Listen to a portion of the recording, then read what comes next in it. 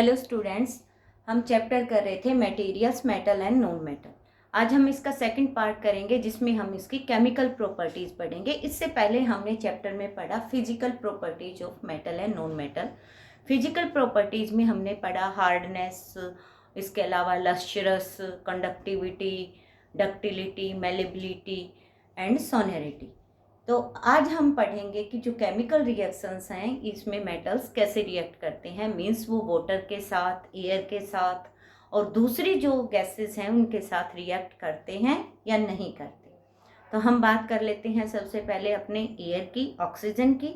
तो ऑक्सीजन के साथ मेटल रिएक्ट करते हैं कि नहीं करते। कुछ मेटल्स तो इतने ज़्यादा रिएक्टिव होते हैं जैसे कि सोडियम और पोटाशियम, वो वाटर और एयर दोनों के साथ रिएक्ट करते हैं और वो रिएक्ट करने के कारण ही हम उनको हम ओपन एयर में स्टोर नहीं कर सकते। हम कहीं भी ऐसी कंडीशन में हम उनको स्टोर नहीं कर सकते कि उनमें हवा चली जाए, इसलिए हम इनको केरोसिन में स्टोर करते हैं। इसके बाद हम याद दिलाते हैं आपको 7th क्लास में की गई एक एक्टिविटी जिसमें हमने आपको एक मैग्नीशियम रिबन को बर्न करके जलाया था, बर्न करके दिखाया था। मैग्नीशियम रिबन, मैग्नीशियम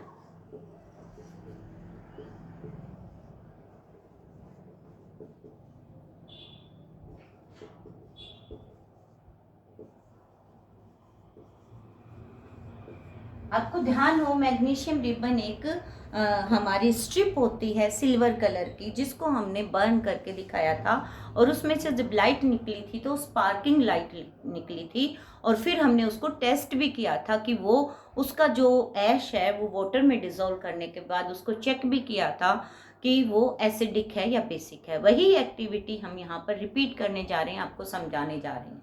उससे पहले हम बात कर लेते हैं आयरन की। आयरन भी एक मेटल है जो कि आप जनरली बहुत सारी थिंग्स में देखते हैं कि वो हमें कहाँ कहाँ पर हम उसको यूज़ करते हैं।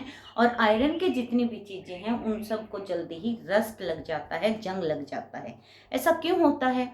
क्योंकि जो आयरन है वो एक रिएक्टिव मेटल है।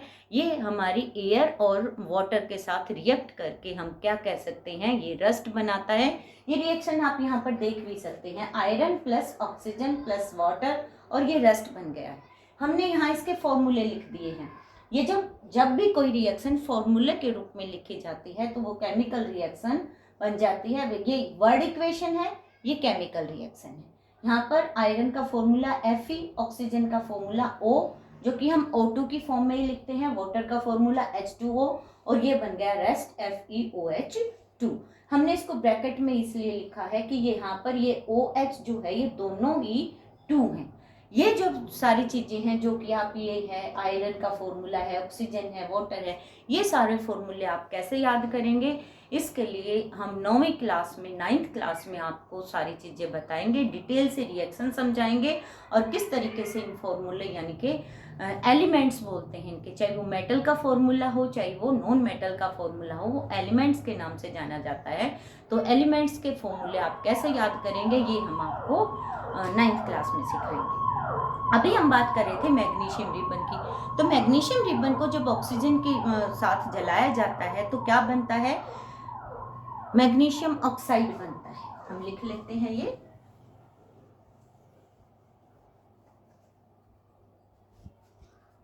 मैग्नीशियम ऑक्सीजन के साथ जलाते हैं तो ये बनता है मैग्नीशियम ऑक्साइड। ये मैग्नीशियम ऑक्साइड बन गया। आप इसको वर्ड इक्वेशन में भी लिख सकते हैं। ये लिख दिया हमने मैग्नीशियम और ये लिख दिया ऑक्सीजन और ये बन गया हमारा मैग्नीशियम ऑक्साइड।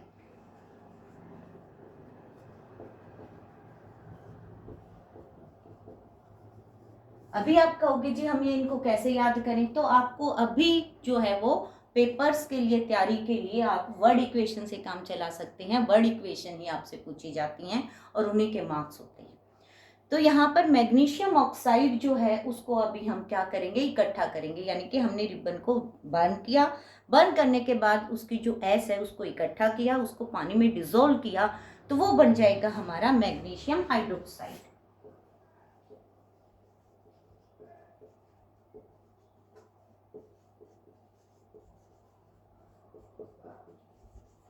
इसका फॉर्मूला है MgOH2।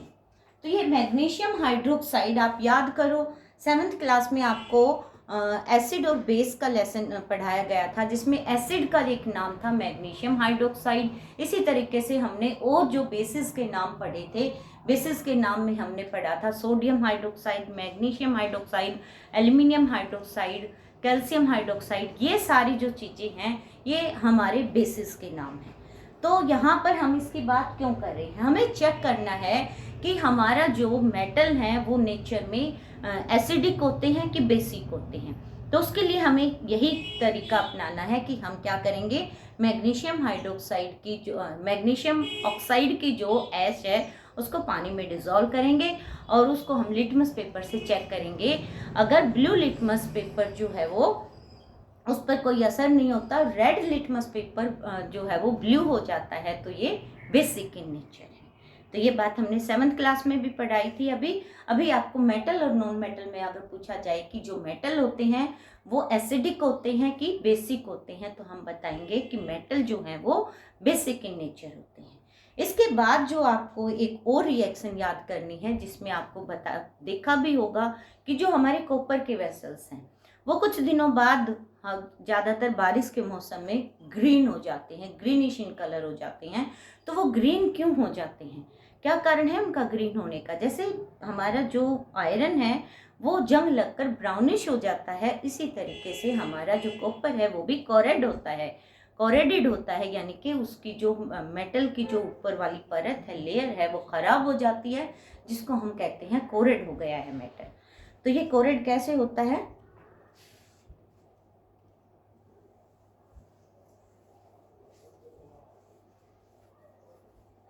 ये होता है किस किस की प्रेजेंस में? कॉपर जो है वो वाटर की प्रेजेंस में, ऑक्सीजन की प्रेजेंस में और कार्बन डाइऑक्साइड की प्रेजेंस में, इन सब से रिएक्ट करके वो बनाता है copper hydroxide and copper carbonate. जो ग्रीन लेयर आप देखते हो वो कॉपर हाइड्रोक्साइड और कॉपर कार्बोनेट की होती है। तो यहाँ पर हम इसको लिखेंगे एरो मार्क लगा के, copper hydroxide plus copper carbonate. वही आप इनको वर्ड इक्वेशन में भी याद कर सकते हैं। तो यहाँ पर ये बॉक्स में दिया गया है आपको ये क्वेश्चन। तो ग्रीन लेयर क्यों हो जाती है, वो क्या है, रस्ट कैसे लगता है कॉपर को, या फिर क्या वो रस्ट ही होता है या कुछ और होता है, तो वो ग्रीनिश लेयर का क्या रीज़न है, इसका आंसर आप बॉक्स में इस रिएक्शन के रूप में दे सकते हैं। उसके बाद हमें चेक करना है कि जो नॉन मेटल है क्या वो रिएक्ट करते हैं ऑक्सीजन के साथ और उनका नेचर कैसा होता है। उसके लिए हम एक्टिविटी करेंगे जिसमें हमने सल्फर को बर्न करना है। सल्फर एक नॉन मेटल है जिसमें हमने सल्फर को बर्न करना है और उससे फिर हमें जो चीज बनेगी वो बनेगा क्या, सल्फर डाइऑक्साइड।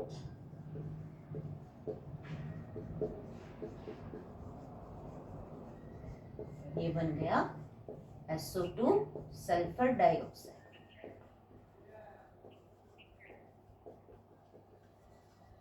अब इस सल्फर डाइऑक्साइड की फिर से वही करना है। हमें करना क्या है, हमें एक जार लेना है और जार के अंदर हमें कुछ इस तरीके से इंस्ट्रूमेंट तैयार करना है कि हमारा हाथ जो है वो सल्फर से दूर रहे, क्योंकि जब सल्फर बर्न करता है तो उसमें बहुत ज़्यादा टॉक्सिक वाली या बहुत ही तीखी स्मेल वाली गैस निकलती है SO2, जो हमें नुकसान पहुंचा सकती है।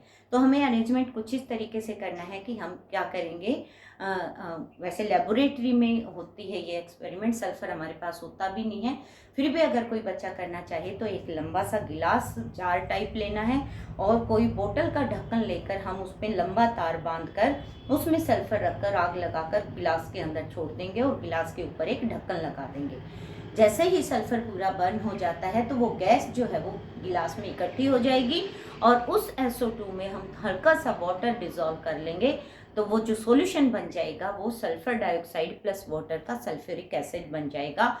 वो सल्फ्यूरिक एसिड को हम टेस्ट करेंगे कि वो एसिडिक है, बेसिक है। तो ब्लू लिटमस पेपर इसमें रेड हो जाता है, तो हमें पता चल जाता है कि ये क्या है, ये एसिडिक in नेचर है। इसी तरीके से हम दूसरे, हमारे पास एक टेबल दी गई है, उस टेबल में आपको एक एसिड का और एक बेस का नाम लिखा हुआ है। हमें पूरी टेबल को कंप्लीट करना है। तो हमें पहला जो हम कहेंगे कि बेस दे रखा है वो दे रखा है हमारा कैल्शियम हाइड्रोक्साइड। कैल्शियम हाइड्रोक्साइड में मेटल का नाम हो गया कैल्शियम। अभी हमें ये टेबल फिल करनी है, तो हम एक दो नाम और बता देते हैं।